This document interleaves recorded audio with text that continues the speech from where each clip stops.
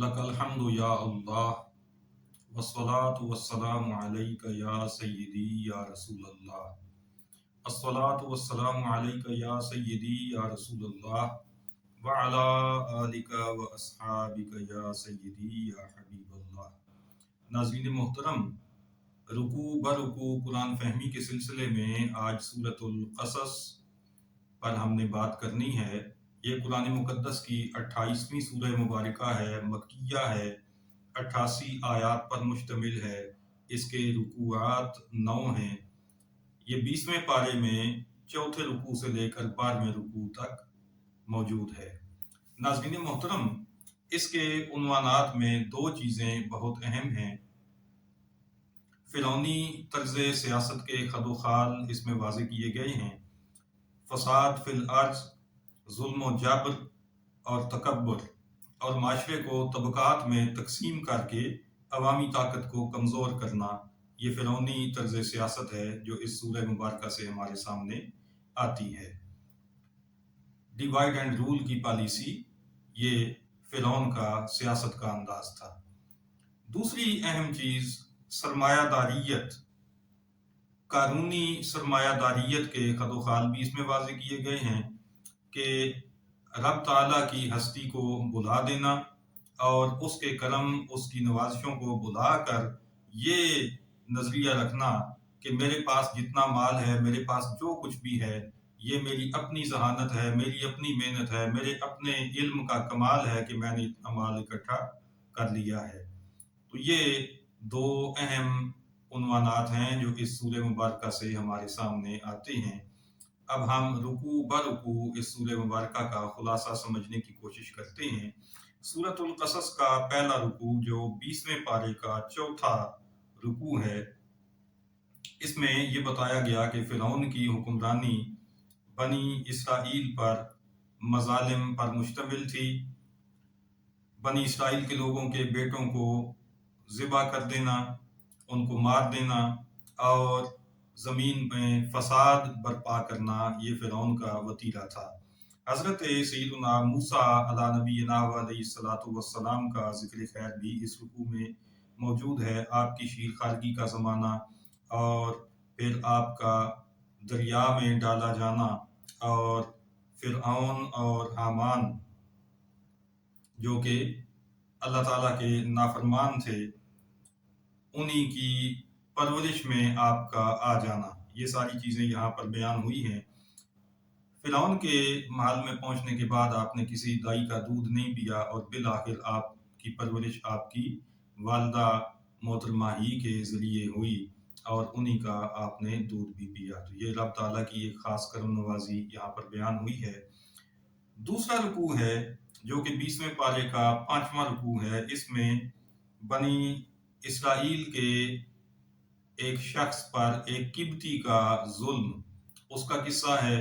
वो बनी इसराइल के शख्स पर किब्ती यानी फ़िरौनी जुल्म कर रहा था। हज़रत मूसा अलैहिस्सलाम ने उसे रोकना चाहा, उसे मना किया, मगर वो बाज ना आया। आपने उसे एक घौंसा मारा जिससे वो हिलाक हो गया। आपने बतौर तवाज़ो इसे अपनी जान पर जुल्म करार दिया और रब ताला से माफ़ी मांगी। फ़िरौन ने आपके कत्ल का हुक्म जारी कर दिया, चुनाचे आप फ़िरौन के सल्तनत से बाहर तशरीफ ले गए। तीसरा रुकू है सूरतुल क़सस का 20वें पारे का छठा रुकू है।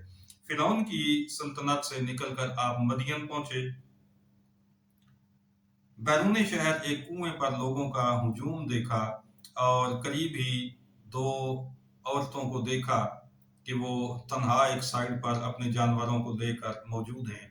आपने उनसे पूछा कि क्या माजरा है। उन्होंने कहा कि ये सारे जोरावर लोग हैं, ये जब अपने जानवरों को पानी पिला लेंगे तो इनके जाने के बाद फिर हम ये अपने जानवरों को सैराब करेंगे। और उन्होंने आपको बताया कि हमारे वालिद हज़रत शुएब अलैहिस्सलाम ज़ईफ़ हैं, बहुत उम्र रसीदा हैं, वो खुद ये काम नहीं कर सकते, इसलिए हम इस खिदमत के लिए यहाँ पर मौजूद हैं। आपने उन्हें जानवरों के लिए पानी निकाल कर दिया। बहुत हिम्मत और मेहनत का काम था जो आपने किया। انہوں نے واپس جا کر اپنے والد گرامی کو ساری بات بتائی، اس لیے کہ وہ روٹین سے بہت پہلے گھر پہنچ گئی تھیں۔ والد گرامی کو انہوں نے قصہ جب بتایا تو انہوں نے فرمایا کہ اس نوجوان کو بلا کر لے آؤ۔ چنانچہ حضرت شعیب علیہ السلام کی ایک صاحبزادی جن کا نام مفسرین نے صفورہ بتایا ہے، وہ آپ کو بلانے کے لیے آپ کے پاس پہنچیں تو آپ سے کہا کہ آپ میرے ساتھ چلیے میرے والد گرامی کے پاس، تاکہ وہ آپ کی جو اجرت ہے وہ آپ کو ادا کریں۔ تو آپ نے اجرت لینے سے انکار کیا، لیکن ان کی ملاقات کی غرض سے، زیارت کی غرض سے آپ ان کے ساتھ چلے۔ مفسرین بتاتے ہیں کہ آپ کو وہاں پہنچ کر کھانا پیش کیا گیا تو آپ نے انکار کیا اور فرمایا کہ کہیں یہ میرے کام کا عوض نہ ہو جائے، میرے عمل کا عوض نہ ہو جائے، اس لیے کہ ہم نیکی عوض کے بدلے میں نہیں کیا کرتے۔ حضرت شعیب علیہ السلام نے فرمایا کہ یہ آپ کی اس نیکی کا عوض اور بدلہ نہیں ہے، بلکہ یہ مہمان نوازی ہے۔ چنانچہ آپ نے کھانا تناول فرمایا۔ حضرت موسیٰ علیہ السلام سے سارے احوال سن کر حضرت شعیب علیہ السلام نے فرمایا کہ یہاں پر فرعون کا حکم نہیں چلتا، آپ ظالموں سے بچا لیے گئے ہیں۔ حضرت شعیب علیہ السلام کی صاحبزادیوں نے اپنے ابا جان سے عرض کی کہ آپ انہیں اپنے پاس ملازم رکھ لیں، تاکہ جانوروں کو چرانے کی جو مشقت ہم پر آ چکی ہے ہم اس سے آزاد ہو جائیں، اور یہ طاقتور بھی ہیں، امانت دار بھی ہیں۔ مفسرین بتاتے ہیں کہ جب آپ حضرت شعیب علیہ السلام کی صاحبزادی کے ہمراہ ان کے گھر گئے تو آپ نے ان کے آگے رہنا پسند کیا اور انہوں نے کہا کہ آپ پیچھے پیچھے چلیں تاکہ آپ کی پردہ دری نہ ہو، آپ کا پردہ قائم رہے، اور آپ نے حضرت شعیب علیہ السلام کی صاحبزادیوں کی طرف آنکھ اٹھا کر بھی نہیں دیکھا۔ تو انہوں نے عرض کی کہ یہ طاقتور بھی ہیں، امانت دار بھی ہیں۔ چنانچہ حضرت شعیب علیہ السلام نے اپنی صاحبزادی سے آپ کا نکاح کیا اور آپ کا مہر 8 سال کی ملازمت قرار دیا، اور مزید فرمایا کہ اگر آپ مزید 8 سال کے بعد 2 سال اور رک جائیں تو یہ بھی آپ کی مہربانی ہوگی، یہ لازم نہیں ہے آپ پر۔ مفسرین یہ بھی یہاں پر بتاتے ہیں کہ حضرت شعیب علیہ السلام کے حکم پر آپ کی صاحبزادی نے حضرت موسیٰ علیہ السلام کو ایک عصا پیش کیا تاکہ آپ جانوروں کی، بکریوں وغیرہ کی نگہبانی بھی کر سکیں اس کے ذریعے، اور درندوں سے حفاظت بھی کر سکیں۔ یہ عصا وہ تھا جو حضرت آدم علیہ السلام کو جنت سے ملا تھا، آپ جنت سے لائے تھے، تو وہ نسل در نسل چلتا ہوا یوں حضرت موسیٰ علیہ السلام تک پہنچا۔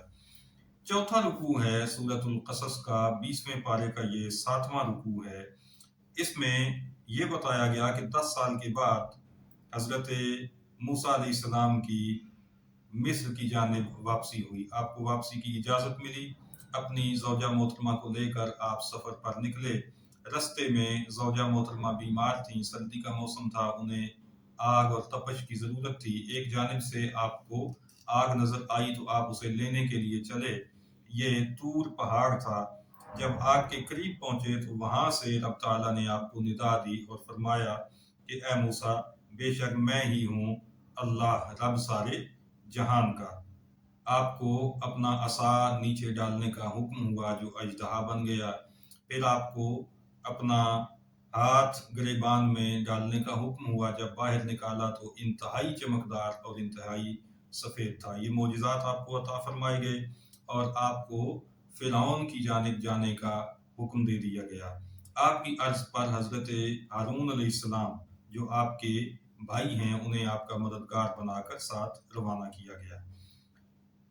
فرعون اور اس کے درباریوں نے آپ کے معجزات کو جب دیکھا تو آپ کو جادوگر قرار دیا اور آپ پر ایمان لانے سے انکاری ہو گئے، آپ کا انکار کیا۔ رب تعالیٰ نے اس رکوع میں یہ بتایا ہے کہ ہم نے فرعون کو کر کے دریا کر دیا، قیامت کے دن فرعونیوں کی مدد نہ ہوگی اور وہ ہمیشہ کے لیے لعنت کے مستحق بن گئے۔ 5واں رکوع ہے سورۃ القصص کا، یہ 20ویں پارے کا 8واں رکوع ہے۔ اس میں رب تعالیٰ نے بتایا کہ موسیٰ علیہ السلام کو ہم نے کتاب عطا فرمائی جو ہدایت اور نصیحت ہے۔ محبوب کریم صلی اللہ تعالیٰ علیہ وسلم کو رب تعالیٰ نے یہاں پر ارشاد فرمایا کہ جب حضرت موسیٰ علیہ السلام کو رسالت سے نوازا جا رہا تھا تو آپ اس وقت طور پر موجود نہ تھے۔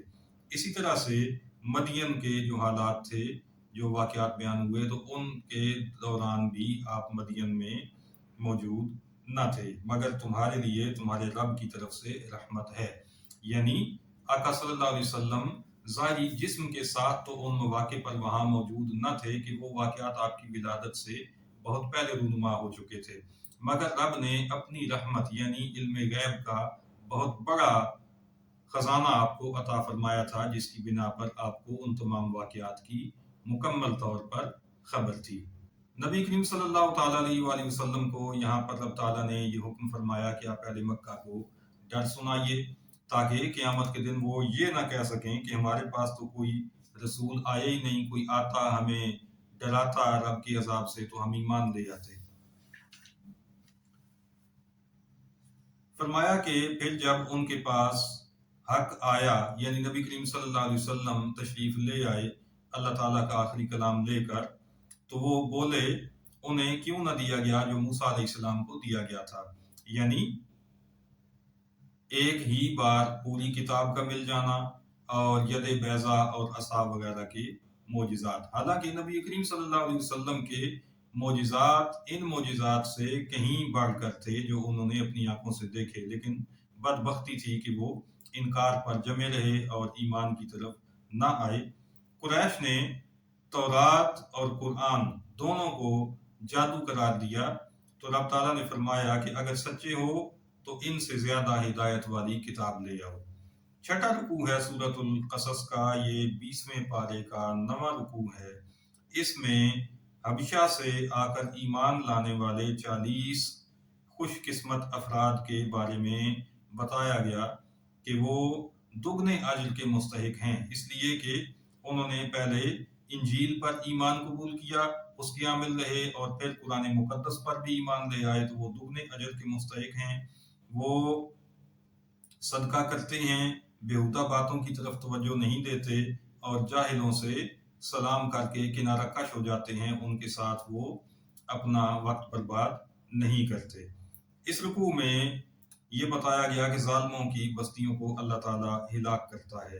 جو چیزیں تمہیں دی گئیں دنیا کا برتاوا اور سنگار ہے، اور جو اللہ کے پاس ہے وہ بہتر اور باقی رہنے والا ہے، کیا تمہیں عقل نہیں؟ یہاں پر ان الفاظ کے ذریعے قریش مکہ کو اور دیگر کفار کو دعوت حق دی گئی کہ آخرت کا جو ثواب ہے، آخرت کی جو نعمتیں ہیں، وہ اس سے بہت بڑھ کر ہیں جو دنیاوی ساز و سامان ہے، اور تم دنیاوی ساز و سامان اور دنیاوی عیش و عشرت کے بدلے میں آخرت کی ان عظیم نعمتوں کو جھٹلا رہے ہو، تو کیا تم میں عقل نہیں ہے؟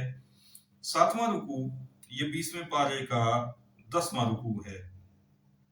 اس میں یہ فرمایا گیا کہ مومن جسے اچھا وعدہ دیا گیا اور کافر جسے دنیاوی برتاوا دیا گیا، تو کیا یہ دونوں برابر ہیں؟ اور کافر تو وہ ہے جسے قیامت کے دن گرفتار کر کے لایا جائے گا۔ بت قیامت کے دن کفار سے بیزاری ظاہر کریں گے، اور وہ یہ کہیں گے کہ یہ ہماری پوجا نہیں کرتے تھے بلکہ اپنی شہوات اور خواہشات کے پجاری تھے۔ ایمان لانے والوں، توبہ کرنے والوں، اچھے کام کرنے والوں کے بارے میں اس رکوع میں بتایا گیا کہ عنقریب وہ فلاح پائیں گے۔ اللہ تعالیٰ کی صفات کے حوالے سے یہاں پر کچھ باتیں بیان کی گئی ہیں۔ اللہ جو چاہے پیدا کرتا ہے، وہ برتر ہے، وہ ظاہر اور غائب سب کو جانتا ہے، اس کے سوا کوئی عبادت کے لائق نہیں ہے۔ دنیا اور آخرت میں اسی کی حمد ہے اور اسی کا حکم ہے۔ اگر وہ قیامت تک رات رکھے تو کون ہے جو تمہیں روشنی لا کر دے، اور اگر وہ قیامت تک دن رکھے تو کون ہے جو تمہیں رات لا کر دے جس میں تم آرام کرو۔ وہ اللہ تعالیٰ ہی ہے جس نے اپنی رحمت سے دن اور رات بنائے کہ رات میں آرام کرو اور دن میں اللہ کا فضل تلاش کرو، یعنی اپنی روزی کماؤ۔ 8واں رکوع ہے سورۃ القصص کا، یہ 20ویں پارے کا 11واں رکوع ہے۔ اس میں قارون جو کہ حضرت موسیٰ علیہ السلام کا چچا زاد تھا، اس کے بارے میں بتایا گیا کہ اسے اللہ تعالیٰ نے اتنے خزانے دیے جن کی کنجیاں ایک زور آور جماعت پر بھی بھاری تھیں۔ بنی اسرائیل کے مومنین اسے تکبر سے بچنے اور راہ ہدایت پر چلنے کے لیے تلقین کرتے تھے، جس پر وہ کہتا کہ یہ مال مجھے ایک خاص علم کے ذریعے سے ملا ہے۔ رب تعالیٰ نے فرمایا کہ ہم نے اسے اور اس کے گھر والوں کو زمین میں دسا دیا۔ نواں اور آخری رکوع ہے سورۃ القصص کا، 20ویں پارے کا یہ 12واں رکوع ہے۔ اس میں یہ بتایا گیا کہ آخرت کا گھر ان کے لیے ہے جو زمین میں تکبر نہیں کرتے اور نہ ہی فساد کرنے والے ہیں، اور قیامت میں جو عاقبت ہے، جو اچھا ٹھکانہ ہے، وہ پرہیزگاروں کو ملے گا۔ شرک سے بچنے اور کافروں سے یاریاں لگانے اور ان کی سنگت سے بچنے کا یہاں پر حکم دیا گیا ہے۔ اللہ تعالیٰ کی طرف دعوت دینے والا بننے کا حکم دیا گیا ہے، کیونکہ اللہ کے سوا کوئی الہ نہیں، اس کی ذات کے سوا سب فانی ہیں اور سب کو اسی کی طرف ہی پھر کر جانا ہے۔ ناظرین محترم، یہ نہایت مختصر انداز میں سورہ قصص کا رکوع برکوع خلاصہ آپ کی خدمت میں پیش کیا گیا ہے۔ دعا کیجئے کہ رب تعالیٰ ہمیں قرآن مقدس کو سمجھنے اور سمجھ کر عمل پیرا ہونے کی توفیق نصیب فرمائے۔ وآخر دعوانا ان الحمد للہ رب العالمین۔